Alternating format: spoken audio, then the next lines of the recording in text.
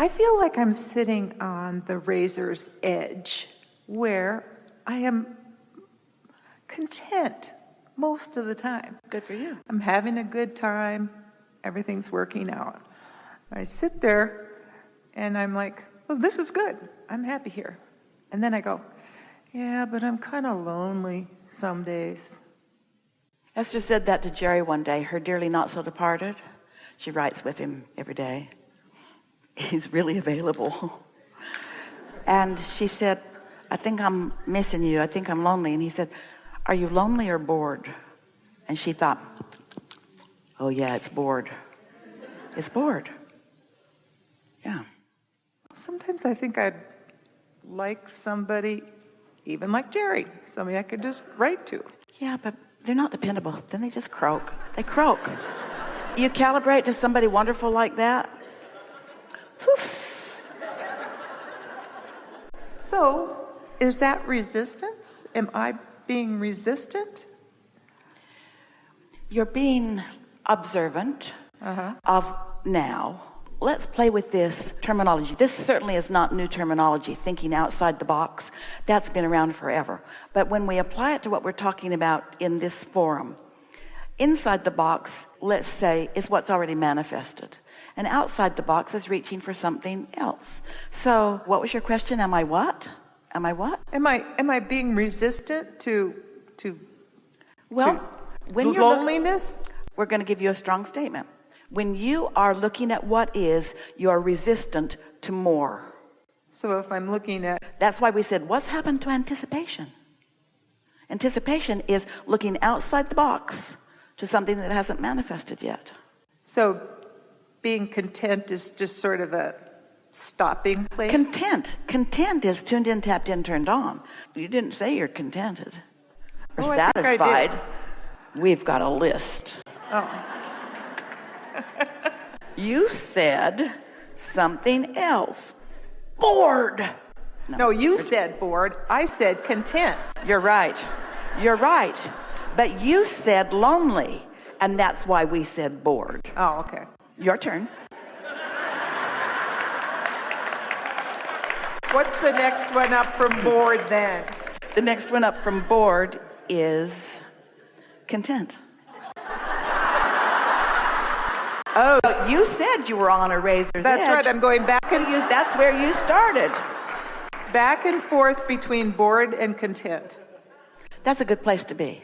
That's actually a really good place to be. I know, but what's up above content then? Oh, bliss, no. Hopefulness, optimism, positive expectation and belief. Everything's up from there.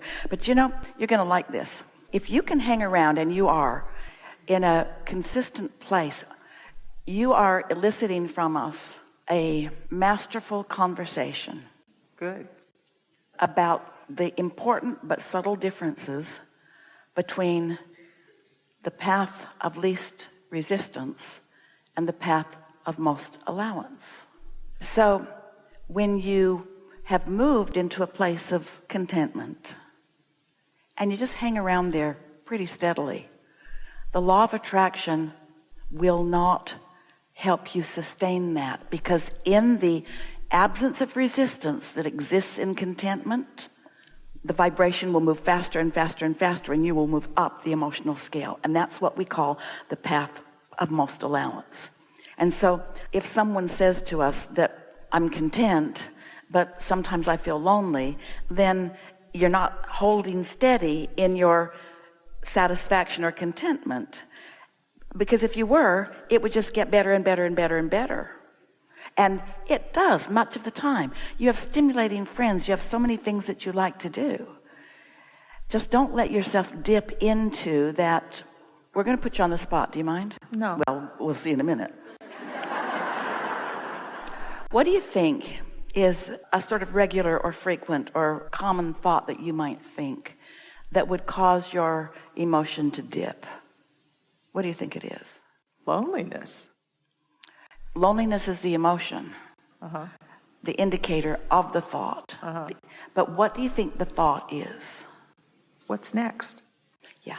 It's so much has happened, and what's next? And it's sort of a comparison of Esther's not going to climb South Mountain today or ever.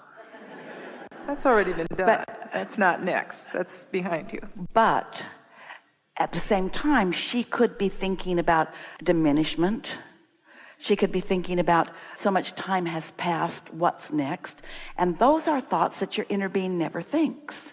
Your inner being never thinks about time shortage consciousness or anything like that. So as you start caring about how you feel, this is the reason that Esther is doing every day her focus on things to accept. I accept my decades in this body. I accept them. I embrace them. I adore them. And I acknowledge the point of attraction that I have accomplished during that time. And I acknowledge the eternalness of my being and the power of now. Esther's daughter sent her a video collage that she had set to music of Esther's grandson and his basketball career, not very long one, 4 years in high school, and then of her daughter's birthday. They came within a couple of days of each other. And it's the pictures from all of these ages and all of these parties and all of this love and all of this exposure to life. And the music, it was so beautifully done. And as Esther watched it, she felt a tugging. And so that day when she wrote with Jerry, she said, boy, it sure does seem like time is passing quickly.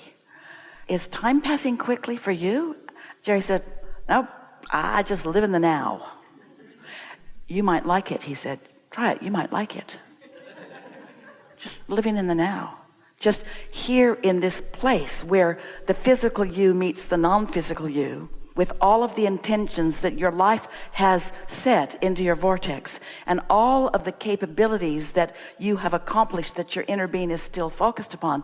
Find out how much is still to be lived that your inner being knows you put into your vortex that you have not yet manifested. Don't cut yourself off just because you're not still in college or you're not still playing basketball or you're still not climbing South Mountain. Your vortex has so much more that your inner being is all aware of, and the cooperative components are all being gathered to. Let yourself be one of the cooperative components that goes and lets this now feel exhilarating for a reason that you can't even identify in advance, but your inner being knows, you see. We've said from the beginning of words flowing out of Esther's mouth, surprise and delight. Let the universe surprise and delight you. And Esther would say, well, I get how I could be delighted, but how could I be surprised? If I'm a deliberate creator and I've done all this intending, then why would it surprise me? And we say, because there is stuff in your vortex that you don't even remember putting there, and there are combinations of what you put there that have taken on new life. In other words, surprise and delight. Oh. You're not going to be bored if you just relax and trust that that's there. And as you live in your satisfied now, you can't help but continue to rise to the occasion of that and that and that and that. Sometimes just images forming in your mind. Sometimes a new idea coming is exhilaration enough for hours of contemplation. Sometimes a decision that you never thought you'd make again, you make, and it's all full of new life and new activity and new exposure to new people for new reasons. Esther will say to herself on a pretty regular basis, why do I keep, you sort of said that. I'm sorry to say, I knew I was going to get in the hot seat. Esther will say, why do I keep so many things stirred up?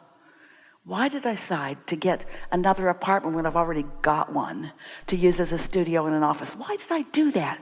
Because it's fun, and because it asks for more things, and because it affords more possibilities, and because it makes room for more people to play with you in more ways.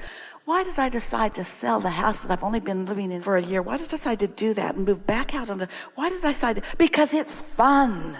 Because it's new things to do, because it's new ways to consider new things. It's a way of looking at life from a different angle. As Esther is walking with her friend, they walk around a loop one way, and the next day they walk around the loop the other way, and it is amazing how many things on the same loop you don't see when you go that way, but you do see when you go that way. In other words, there are so many things that your inner being knows that you adore that will surprise and delight you. Like that. Did any of you see that coming? That was just like the perfect timing for something that was surprising and utterly delightful. Admit it. It was utterly delightful. Yeah. Okay, I'm ready for more fun then. You are. You're up for it. You are up for it. No question about it. Subtle fun, outrageous fun, new fun, never done it before fun, never thought that before. Never thought about that before. That's Esther's favorite thing. I have never had this thought before. I have never had this thought before, and there it is. And now that I've got it, it is so obvious. Where was it before? Well, it was just waiting for you to be bored enough that you were willing to reach for something exciting and new. Yeah? Yeah. Really good.